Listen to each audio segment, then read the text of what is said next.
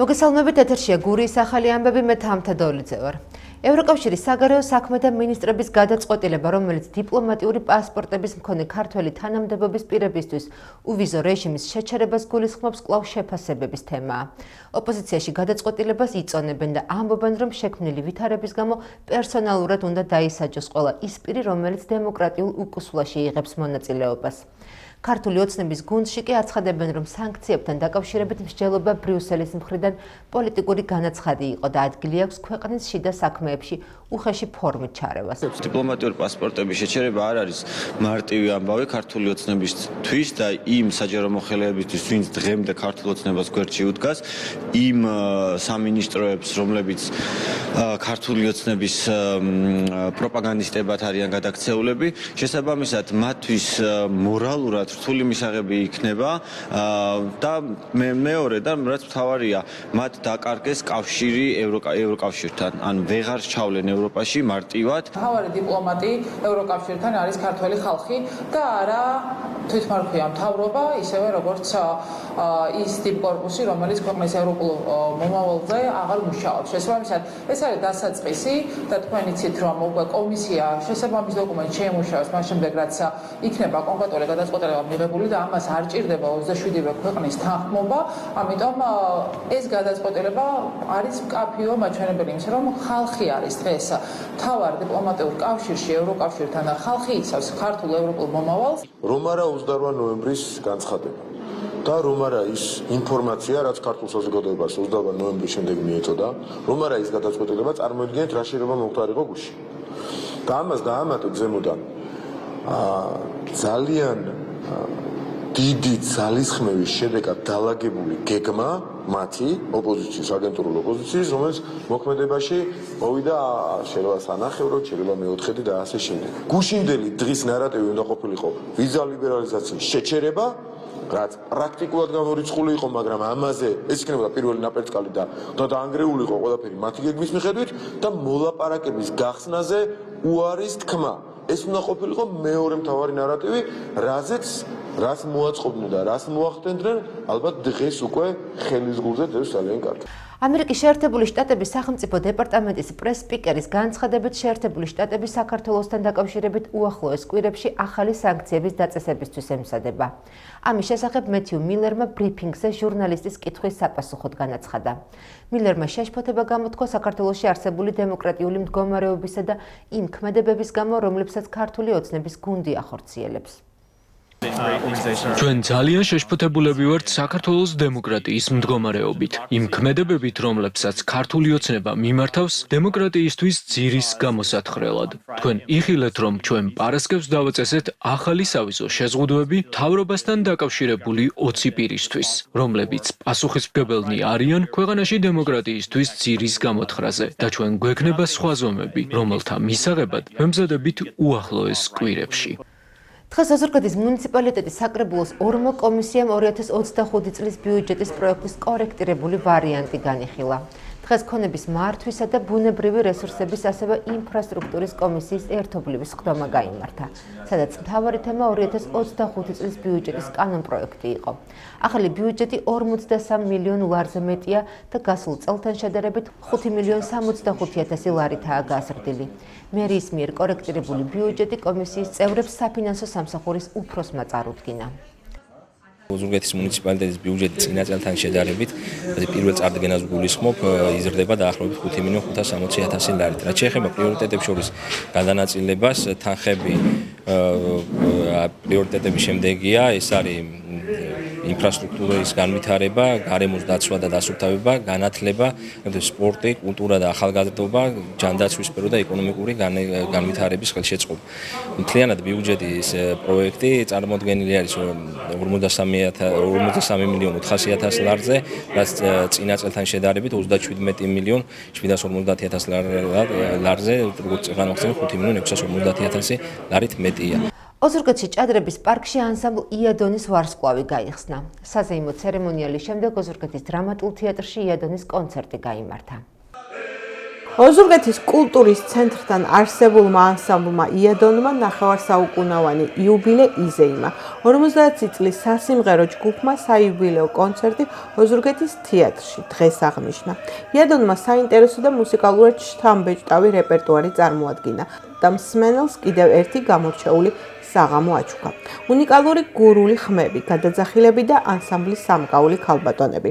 50 წლის ისტორიას იადონს 120 ხალხური სიმღერა და მისი ხელმძღვანელი ბიძინა მჟავია უმაგრებს, რომელსაც ესტაფეტა დიდმა გიორგი სალუქვაძემ და დიმიტრი ხომერიკმა გადასცე. საიუბილეო კონცერტის შემდეგ ჭადრების ბაღში იადონის ვარსკვლავი გაიხსნა. ანსამბლის წევრებს კი მუნიციპალიტეტის მერიამ ფულადი ჯილდოები გადასცა. ანსამბლი იადონი ჩვენთვის ერთი ცხოვრება. მისი დაარსებიდან ამ ანსამბლში მოღვაწეობ 1968 წლიდან, როცა გიორგიმ სალოდვარო სკოლა შექმნა, იქიდან მოყოლებული, მე ვიყავი ერთ-ერთი წამყვანი სოლისტი ამ ანსამბლის და 2009 წლიდან არ გამიწყვედია ამაში მუშაობა, ვარ ხელმძღვანელი ამ ანსამბლის. და ასეთი ბედნიერი დღე ძალიან იშვიათად ხდება ცხოვრებაში. ახლა ბევრი სიხარული მიმიღია, ღირსების ორდენი მაქვს მიღებული, საპატიო მოქალაქე ვარ, მაგრამ ამან დღევანდელმა დღემა დახურა ყველაფერი და ძალიან ემოციური დღეა დღეს ჩემთვის. დღეს მართლაც დიდი ზეიმია ოზურგეთში, ანსამბლ იადონის 50 წლის იუბილე აღნიშნეთ და ანსამბლს გავხსენით ვარსკვლავი. ანსამბლ იადონი მართლაც სასახელო ანსამბლია, მის რეპერტუარში დაახლოებით 120-მდე სხვადასხვა კუთხის სიმღერები არის. თავის დროზე ეს ანსამბლი შექმნა დიდმა გიორგი სალოქვაძემ, გააგრძელა დიმიტრი ხომერიკმა, ახლა კი ანსამბლის ხელმძღვანელი არის ბატონი ბიძინა მჟავია. მადლობა ანსამბლის თითოეულ წევრს ამ შრომისთვის, ამ ჩვენი ეროვნული განძის შენახვისთვის, მოფერების, როცა ჩვენი ქართული ხალხური ფოლკლორი და სიმღერა ქვია. იადონი არის 50 წლის ანსამბლი უკვე და ჩვენ არ შეგვეძლო რომ ამ ხალხის გვერდით არ დავდგომოდი და არ დაგვეფასებინა ხალხის ღვაწლად არ გამოდიოდა სხვანაირად და მე მინდა მიულოცო ამ ანსამბლს ბატონ ბიძინას ანსამბლის ხელმძღვანელს უსულო წარმატებები, ჯანმრთელობა და ჩვენ ქვეყანას გამარჯვება და მშვიდობა. მართლმადიდებელი ეკლესია წმინდა დიდმოწამე ბარბარეს ხსენებას ზეიმობს. ეკლესია მონასტრებში სადღესასწაულო ლიტურგია შესრულდა. ბარბარობა საქართველოში ერთ-ერთი უძველესი დღესასწაულია. ბარბარობასთან დაკავშირებულია არაერთი ხალხური რიტუალიც.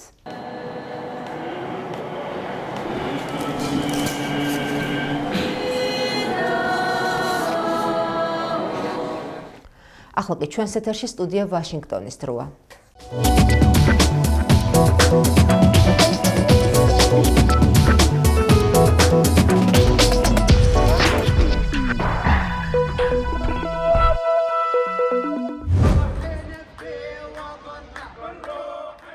მოსკოვში სირიის საელჩოს თავზე სირიის ოპოზიციის დროშა აღიმართა. იმის ნიშანი, რომ რუსეთმა ახლო აღმოსავლეთში საკვანძო მოკავშირე დაკარგა და ახლა რეგიონში თავის სტრატეგიასა და ალიანსებზე თავიდან უნდა იფიქროს. კრემლმა სირიის გაძევებულ ლიდერსა და მის ოჯახს მოსკოვში თავშესაფარი მიანიჭა და საკითხზე მსჯელობისთვის გაეროს უშიშროების საბჭოს საგანგებო სხდომა მოიწვია. ასადის დამხობა მოსკოვისთვის სერიოზული დარტყმაა. მოსკოვის სირიის ომში ასადის მხარდასაჭერად 2015 წელს ჩაერთო. დააბანდა რესურსები და რუსი ჯარისკაცების სიცოცხლე, რაც შეიძლება ახლა უნაყოფო აღმოჩნდეს. ანალიტიკოსები ამბობენ, რომ სირიის დაცემამ რუსეთთან ერთად ირანიც დაასუსტა. მათ დაკარგეს ჰეზბოლა, სულ მცირე მათი მომარაგების უნარი. მათ დაკარგეს სირია. საკითხი ისაა, ახლა ჰუთებს თუ შეინარჩუნებენ. ან რეგიონის სხვა ქვეყნები, მაგალითად საუდის არაბეთი, წყალში სისხლის სუნს თუ იგრძნობენ. The end of this regime is a defeat for all. ამ რეჟიმის დასასრული არის მარცხი ყველასთვის, ვინც მისი ბარბაროსობა და კორუფცია შესაძლებელი გახადა. ყველაზე მეტად ირანისთვის, ჰეზბოლასთვის და რუსეთისთვის. ასე რომ ეს მომენტი ისტორიულ შესაძლებლობას იძლევა, მაგრამ მას მნიშვნელოვანი რისკებიც ახლავს. ესაა რისკები, რომელთა შემსუბუქებაც ამერიკის შეიარაღებული ძალების მიზანი იყო მაშინ, როდესაც ცენტრალურ სირიაში ეგრეთ წოდებული ისლამური სახელმწიფოს 75 სამიზნეს ავიაგამანადგურებლებით, B-52 ბომბდამშენებით და A-10 საბრძოლო თვითმფრინავებით დაარტყა. ეს ნაბიჯი იმისთვის გადაიდგა, რომ ტერორისტულ ჯგუფს ეგრეთ წოდებულ ისლამურ სახელმწიფოს შექმნილი ვითარებით არ ესარგებლა. მომავალში რეალური საფრთხე ის იქნება ისლამური სახელმწიფო ალ-ჰოლის ციხის ბანაკს თავს დააღწევს თუ არა. ამ შემთხვევაში შეიძლება გაჩნდეს ათასობით მებრძოლი, ათასობით ექსტრემისტი, რომელიც არა მხოლოდ სირიას და ახლო აღმოსავლეთს, არამედ თურქეთსა და ევროპასაც მოედება. შეერთებული შტატების სამხედრო უწყებას სირიაში დაახლოებით 900 ჯარისკაცი ჰყავს, რათა სირიის დემოკრატიულ ძალებს ისლამური სახელმწიფოს მიერ ძალების აღდგენის თავიდან აცილებაში დაეხმაროს. ჩვენი ჯარისკაცები პირადი შემოადგენლობა და ყველა სხვა დაცულია. გსურს დავწმუნდეთ, რომ ყველა ჩვენი მოკავშირე უსაფრთხოდაა და დაცულია. გვინდა დავწმუნდეთ, რომ ჰუმანიტარული კატასტროფა არ მოხდება. ანალიტიკოსები ამბობენ, რომ სირიის 13 წლიანი ომის შემდეგ ასადის დაცემით სარგებელს სხვები მიიღებენ. The big winner here is Turkey. აქ დიდი გამარჯვებული თურქეთია. ვფიქრობ, ერდოღანი აღტაცებულია ტრამპის მინიშნებით, რომ სირიიდან ამერიკელი სამხედროების გაყვანას აპირებს. ასე რომ თურქეთის აქციები იზრდება, იმავდროულად რუსეთის აქციები ეცემა. კრემლის ოფიციალური პირები ამბობენ, რომ ახალ ხელისუფლებას ეკონტაქტებიან. მიანიშნებენ, რომ მოსკოვს სირიაში დასარჩენად რაიმე შეთანხმების მიღწევა სურს, მაგრამ როლი, რომელიც მოსკოვს ასადის მიერ სირიელი ხალხის რეპრესიებში ჰქონდა, შეიძლება ბევრის მეხსიერებაში ისე იყოს ჩაბეჭდილი, რომ მისი წაშლა გაძნელდეს. ვნახეთ, როგორ ბომბავდა რუსეთის საავადმყოფოებს, ბომბავდა სკოლებს, ეხმარებოდა ასადს მოსახლეობის თავზე, კასრი ბომბები ჩამოეყარა. ხარს უჭერდა ასადს, როდესაც ის ქიმიური იარაღს იყენებდა. ამიტომ არ ვფიქრობ, რომ ნებისმიერი მომავალი მთავრობა, რა შემადგენლობისაც უნდა იყოს. იქნება ეს ჰაიათ თაჰრირ ალ-შამი, იქნებიან თუ არა ჩართული ქურთები, თუ იქნება ნებისმიერი ჯგუფი. ისინი ვერ შეძლებენ უეცრად დაივიწყონ ის სისასტიკე, რომელიც რუსეთმა სამოქალაქო მოსახლეობის წინააღმდეგ მიმართა. მთავრობის სწრაფი დაცემა ბევრისთვის ჯერ კიდევ ერთი თვის წინ წარმოუდგენელი იყო. ხელისუფლების სტრუქტურის დანგრევამ, რომელზეც ბევრი ადამიანი ამ დრომდე ფიქრობდა, რომ სამუდამო იყო შექმნა ახალი ლანდშაფტი, თუმცა მისი კონტურები ჯერჯერობით ბუნდოვანია.